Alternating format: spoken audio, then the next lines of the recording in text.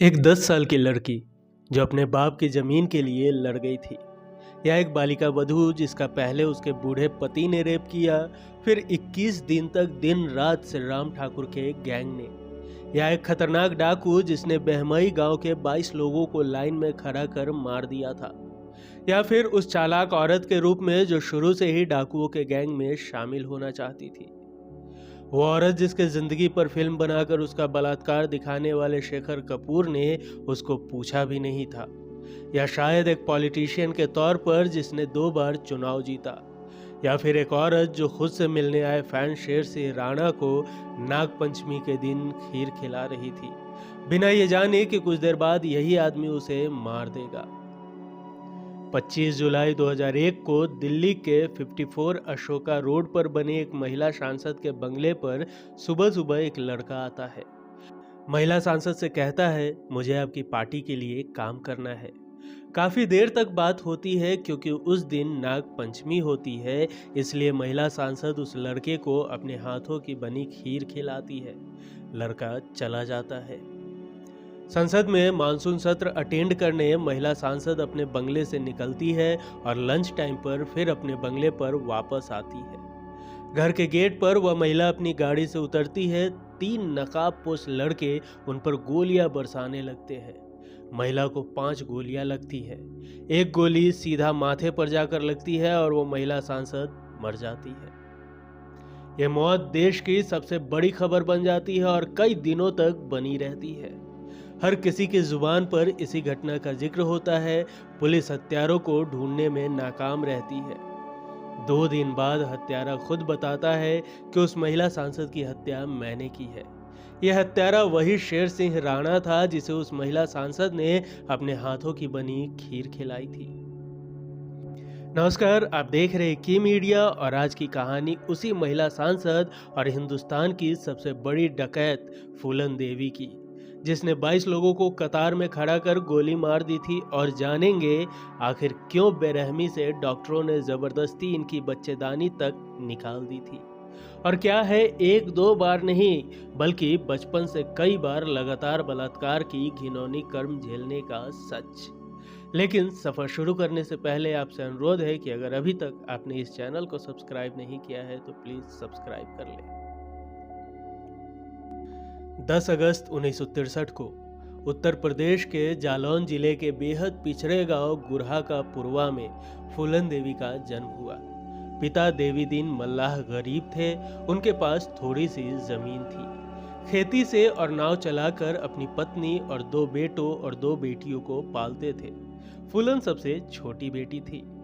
फूलन 10 साल की होती है तभी उसका चाचा अपने बेटों के साथ मिलकर उसके पिता की कुछ जमीन हड़प लेता है। लड़ाई झगड़ा होता है। घर पर फूलन की माँ और पिता रो रहे होते हैं। छोटी सी फूलन से ये बर्दाश्त नहीं होती है और वो थाने जाकर धरना दे देती है। वहाँ चाचा के लड़के उसको ईंटों से मारते हैं। फूलन भी उन पर ईंट चलाती हुई वापस आ जाती है। बचपन से ही जिद्दी स्वभाव की फूलन हर रोज लड़कों से लड़कर आती। चाचा बाकी की जमीन पर भी कब्जा कर लेंगे, इस बात को लेकर अपने पिता से ही लड़ती। इसी बीच उसके दोनों भाइयों की मौत हो जाती है। पिता गरीब थे, जल्द ही अपने फर्ज से छुटकारा पाना चाहते थे, इसलिए उन्होंने 11 साल की उम्र में फूलन की शादी कर दी। 11 साल की उम्र में फूलन देवी की शादी उससे 35 साल बड़े पुत्ती सिंह मल्लाह से शादी कर दी गई। शादी हो गई थी लेकिन गौना नहीं हुआ था। पहले कम उम्र में शादी होती थी, इसलिए शादी के तुरंत बाद लड़की पति के घर नहीं जाती थी। 1 साल, 3 साल या 7 साल बाद गौना नाम की रस्म होती, तब जाकर दुल्हन दूल्हे के घर जाती। हालांकि पुत्ती से बिना गौना कराए फूलन के साथ जबरदस्ती करने लगा। कम उम्र में ही उसका यौन शोषण करने लगा। छोटी उम्र में इस तरह के हादसे के बाद फूलन सहम गई। अपने बाप से शादी का विरोध करने लगी। अब फूलन अपने बाप से ही लड़ने लगी थी। तंग आकर बाप ने उसको ससुराल भेज दिया। फूलन के पति ने उसका और भी ज्यादा शोषण करना शुरू कर दिया। वो वहां से झगड़ा कर बार बार घर वापस आ जाती। इस बात से फूलन का बाप और ज्यादा परेशान हुआ। फूलन के बार बार मायके आ जाने से बाप परेशान हुआ और एक दिन थाने जाकर फूलन के खिलाफ रपट लिखा दी। बाप ने बेटी पर सोने की अंगूठी चोरी करने का आरोप लगाया था। पुलिस आई और फूलन को उठाकर ले गई। थाने ले जाकर 3 दिन तक हवालात में रखा। इस दौरान कई पुलिस वालों ने उसका रेप किया। इन सभी घटनाओं के बावजूद फूलन के पास कोई रास्ता नहीं बचा था। जेल से छूटकर फूलन वापस आई। पिता ने फिर ससुराल भेज दिया। तब तक पति ने दूसरी शादी कर ली थी। उसने फूलन को मारकर घर से बाहर निकाल दिया। अब फूलन अपने घर भी वापस नहीं आ सकती थी। जाती तो जाती कहाँ। फूलन अपने गांव वापस आई। यहाँ उसकी मुलाकात कुछ मल्लाहों से हुई जो चंबल के डाकुओं के साथ उठते बैठते थे। फूलन के बारे में सबको पता था कि उसके साथ क्या हुआ है, इसलिए उसे पनाह देने के मकसद से बीहड़ की तरफ ले गए। साल 1979 में फूलन चंबल पहुंचती है। डाकू बाबू गुजर उसे पनाह देता है। बाबू गुजर की फूलन पर गंदी नजर थी। एक दिन बाबू फूलन का रेप करने की कोशिश करता है। फूलन शोर मचाती है। तभी बाबू गुजर का राइट हैंड विक्रम मल्लाह फूलन को बचाने के लिए बाबू को गोली मार देता है और खुद गैंग का मुखिया बन जाता है। इस घटना के बाद पहले से शादीशुदा विक्रम और फूलन के प्यार के चर्चे शुरू हो जाते हैं। इसी बीच विक्रम मल्लाह फूलन को हथियार चलाने की ट्रेनिंग देने लगता है और पूरा डाकू बना देता है। बाबू गुजर को मारने के बाद विक्रम मल्लाह और फूलन की गैंग छोटी मोटी लूट कर अपना काम चलाने लगती है। इसी बीच एक दिन फूलन पूरी गैंग को लेकर अपनी ससुराल पहुंचती है। अपने पति, पुत्ती और उसकी दूसरी बीवी को घसीटते हुए घर से बाहर लाती है। चौराहे पर लाकर पति के शरीर में जगह जगह चाकू घोंपकर उसे अधमरा कर देती है। फूलन ने वहां से आते वक्त ऐलान किया, आज के बाद कोई भी बूढ़ा किसी जवान लड़की से शादी करेगा तो उसे फूलन की गोली का शिकार होना पड़ेगा। चंबल के 2 डाकू श्री राम और लाला राम जेल से छूटकर वापस आते हैं।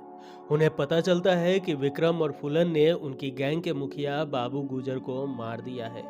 वो फूलन के दुश्मन बन जाते हैं। गैंग में फूट डालकर अपनी गैंग को बड़ा बना लेते हैं। फूलन और विक्रम की गैंग बहुत छोटी हो जाती है। दोनों गुटों के बीच लड़ाई हुई। मुठभेड़ में श्री राम और लाला राम विक्रम को गोली मार देते हैं। विक्रम की गैंग के और भी लोग मारे जाते हैं और कुछ भाग जाते हैं। फूलन अकेले बचती है। श्री राम और लाला राम उसे उठाकर अपने गांव बेहमई ले आते हैं। गांव में फूलन देवी को 3 हफ्ते तक एक कमरे में बंद रखा गया। 3 हफ्ते तक उसके साथ लगातार कई लोगों ने बलात्कार किया। एक टीवी इंटरव्यू में फूलन ने खुद बताया था, उस कमरे से एक व्यक्ति बाहर निकलता तो दूसरा अंदर आ जाता, जिसका जब भी मन करता तब आ जाता। ये सिलसिला 3 हफ्तों यानी 21 दिनों तक चलता रहा। फूलन के साथ 30 से ज्यादा लोग लगातार बलात्कार करते रहे। फूलन उनसे गिड़गिड़ाते हुई कहती, भगवान के लिए मुझे जान से मार दो। इधर फूलन की गैंग के 2 लोग उसकी खबर जुटाने में लगे हुए थे। श्री राम और लाला राम से नफरत करने वाले बेहमई गांव के एक व्यक्ति ने उन दोनों से संपर्क किया और उन्हें जानकारी दी कि फूलन किस जगह पर बंद है। रात के अंधेरे में तीनों एक साथ आते हैं और फूलन को आजाद कराकर वापस बीहड़ ले जाते हैं। चंबल से लौटने के बाद फूलन अपने 3 साथियों के साथ मिलकर तमाम मल्लाहों को इकट्ठा करती है और एक बड़ी गैंग बना लेती है। इसी बीच फूलन और उसके राइट हैंड मान सिंह के बीच अफेयर की खबरें आम हो जाती है। फूलन मान सिंह और गैंग के साथ मिलकर लूट, अपहरण और हत्याएं करने लगती है। फूलन अमीरों को लूटती और लूटे हुए पैसों को गरीब मल्लाहों में बांट देती। उनकी बेटियों की शादी भी कराती थी। इन सब के बाद मल्लाह समाज फूलन को अपना मसीहा मानने लगा। इसका फायदा फूलन को तब मिलता जब पुलिस उसे ढूंढने आती। पुलिस के फूलन तक पहुंचने से पहले ही मल्लाह समाज के लोग उसको पुलिस की एक एक मूवमेंट की जानकारी दे देते। इसी तरह 7 महीने बीत गए। 7 महीने बीत चुके थे, लेकिन फूलन देवी को अपने गैंग रेप के 3 काले हफ्ते नहीं भूल रहे थे। एक दिन फूलन को जानकारी लगती है कि बेहमई गांव के एक राजपूत के यहाँ शादी है। 14 फरवरी 1981 को फूलन अपने पूरे गैंग के साथ पुलिस की ड्रेस में बेहमई गांव पहुंचती है। उस पूरे शादी वाले घर को घेर लिया जाता है। शादी में उन लोगों को चुन चुन कर ढूंढा जाता है जिन्होंने फूलन का बलात्कार किया था, लेकिन सिर्फ 2 लोग ही मिल पाते हैं। उस दिन फूलन इतने गुस्से में थी कि गैंग से बोली, इस शादी में शामिल हुए सारे राजपूत मर्दों को लाइन से खड़ा करो। 22 लोग पकड़ में आते हैं, उन्हें कतार में खड़ा किया जाता है और फूलन उन पर गोलियां दागना शुरू कर देती है। कुछ ही मिनट में सभी 22 लोग लाशों में तब्दील हो जाते हैं। इस घटना के दूसरे दिन यह खबर पूरे देश में सनसनी फैला देती है। फूलन का खौफ देश के घर घर में फैल जाता है। बेहमई कांड के बाद दबाव में आकर तब के यूपी के मुख्यमंत्री वीपी सिंह ने इस्तीफा दे दिया। कई धरना प्रदर्शन हुए। तब की प्रधानमंत्री इंदिरा गांधी ने सेना की सबसे ताकतवर टुकड़ियों और एसटीएफ की टीमों को मैदान में उतार दिया। फूलन की गैंग के कई सदस्य मारे गए, लेकिन फूलन को पकड़ नहीं पाए। इस दौरान फूलन ने कई और लोगों को अपना निशाना बनाया। दर्जनों अपहरण और हत्याएं की। हर वारदात के बाद फूलन दुर्गा माता के मंदिर मत्था टेकने जरूर जाती थी। चंबल इलाके से सटे भिंड के एसपी राजेंद्र चतुर्वेदी फूलन को सरेंडर कराने की लगातार कोशिश कर रहे थे। मुखबिरों के माध्यम से बातचीत होनी शुरू हुई। काफी मशक्कत के बाद वो खुद भी बीहड़ में जाकर फूलन से मिले। फूलन को कॉन्फिडेंस में लिया। काफी लंबी बातचीत हुई। फूलन ने उन्हें अपने हाथ की बनी बाजरे की रोटियां खिलाई। इसी बीच राजेंद्र चतुर्वेदी ने टेप रिकॉर्डर निकालकर प्ले कर दिया। उसमें अपनी बहन और मां की आवाज सुनकर फूलन अपनी सूध-बूध खो चुकी थी। दरअसल फूलन से मिलने से पहले राजेंद्र फूलन की मां और बहन मुन्नी से मिलकर आए थे और उन्होंने उनकी बातें रिकॉर्ड कर ली थी। फिर अचानक फूलन पूछती है, आप मुझसे चाहते क्या है? चतुर्वेदी कहते हैं, आप आत्मसमर्पण कर दीजिए। इतना सुनते ही फूलन उन पर बंदूक तान देती है और कहती है, तुम क्या समझते हो? तुम्हारे कहने पर मैं हथियार डाल दूंगी। मैं फूलन देवी हूँ। मैं तुम्हें इसी वक्त गोली से उड़ा सकती हूँ। 2 साल में तब की प्रधानमंत्री इंदिरा गांधी समझ चुकी थी कि फूलन को पकड़ पाना आसान नहीं है। उन्होंने फूलन को बातचीत करने को कहा। फूलन भी बीमार रहने लगी थी। उनकी तबीयत लगातार बिगड़ती जा रही थी। पुलिस से बचते हुए बीहड़ में रह पाना मुश्किल था, इसलिए फूलन बातचीत के लिए मान गई। भिंड एसपी राजेंद्र चतुर्वेदी से बात कर सरेंडर के लिए तैयार हो गई, लेकिन सरेंडर के पहले फूलन ने 6 शर्तें रखी थी। ये शर्तें थी, पहली, यूपी में सरेंडर नहीं करूंगी, यूपी पुलिस पर भरोसा नहीं है।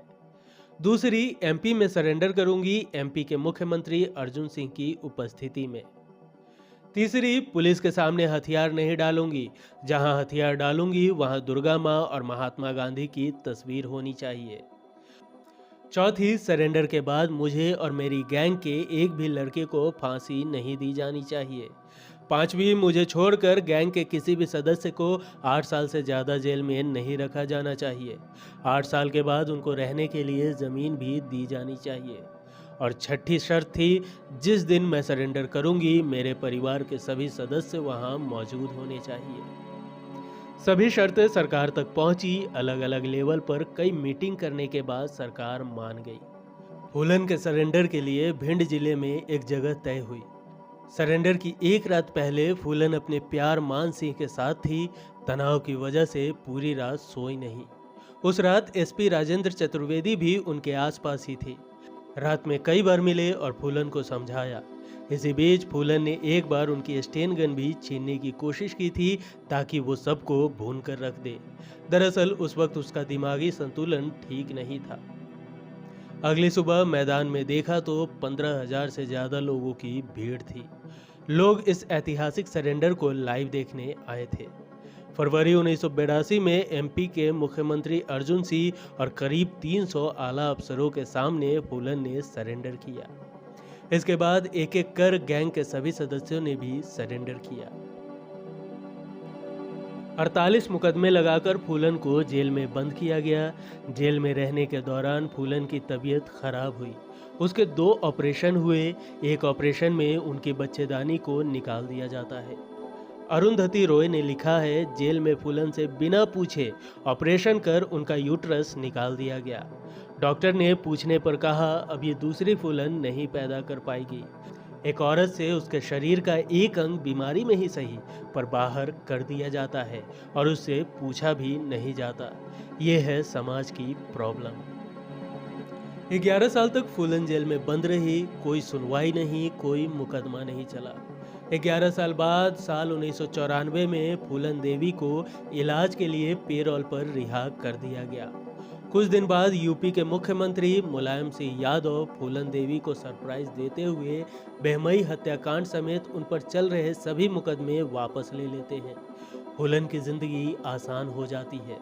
मुलायम सरकार के इस फैसले के बाद 1995 में फूलन उम्मेद सिंह नाम के एक व्यक्ति से शादी कर लेती है। पति पत्नी बौद्ध धर्म अपना लेते हैं। शादी के कुछ दिनों बाद मुलायम सिंह फूलन को एक और सरप्राइज देते हैं। फूलन के चर्चित होने का राजनीतिक फायदा उठाने के लिए 1996 में लोकसभा का टिकट दे देते हैं। फूलन समाजवादी पार्टी के टिकट पर मिर्जापुर सीट से चुनाव लड़ती है और बिना किसी रुकावट के चुनाव जीत जाती है। इस तरह चंबल के बीहड़ों से निकलते हुए फूलन दिल्ली तक का रास्ता तय करती है। साल 1996 से 1998 तक लोकसभा की सदस्य रही। देश में दोबारा चुनाव हुआ। साल 1998 में फूलन फिर चुनाव लड़ी, लेकिन इस बार हार गई। साल 1999 में फिर चुनाव हुआ। इस बार फूलन मिर्जापुर से दोबारा चुनाव जीत गई। फूलन अपने कार्यकाल के 2 साल पूरे कर चुकी थी। साल 2001 में 25 जुलाई को दिल्ली में उनके बंगले के गेट पर शेर सिंह राणा नाम का शख्स 2 अन्य साथियों के साथ मिलकर उन पर हमला कर देता है। फूलन को 5 गोलियां लगती है और उनकी मृत्यु हो जाती है। 14 अगस्त 2014 को दिल्ली की एक अदालत ने शेर सिंह राणा को आजीवन कारावास की सजा सुनाई। साल 1994 में ही शेखर कपूर नाम के एक डायरेक्टर ने फूलन देवी पर एक फिल्म बनाई थी, बैंडिट क्वीन। फूलन को यह नाम बेहमई कांड के बाद मीडिया ने दिया था। फिल्म सुपरहिट हुई थी। हालांकि ये फिल्म फूलन की परमिशन के बिना बना दी गई थी, इसलिए उस समय इसको लेकर खूब कंट्रोवर्सी भी हुई थी। इसके बाद फूलन पर कई फिल्में और वेब सीरीज बनाई गई। उनके जीवन पर देश विदेश में कई किताबें भी लिखी गई। अभी फूलन के हत्यारे शेर सिंह राणा के ऊपर फिल्म आ रही है। एक्टर विद्युत जामवाल मुख्य भूमिका निभा रहे हैं। श्री नारायण सिंह फिल्म को डायरेक्ट कर रहे हैं। अपने कुल 38 साल के जीवन में फूलन की कहानी भारतीय समाज की हर बुराई को समेटे हुए है। कहीं ऐसा लग सकता है कि ये बलात्कार का नतीजा था, पर अरुंधति रॉय कहती है कि अगर बलात्कार फूलन देवी बनाता तो देश में हजारों फूलन देवियां घूम रही होती। ये पूरी मर्दवादी संस्कृति की पैदाइश है। जाति, जमीन, औरत, मर्द सब कुछ समेटे हुए है ये कहानी। और ये कहानी और इसका सफ़र यहीं तक। वीडियो आपको कैसा लगा हमें कमेंट कर ज़रूर बताएं। वीडियो पसंद आई हो तो एक लाइक ज़रूर करें। मिलेंगे अगले एपिसोड में फिर किसी दिलचस्प किस्सों के साथ। तब तक के लिए नमस्कार।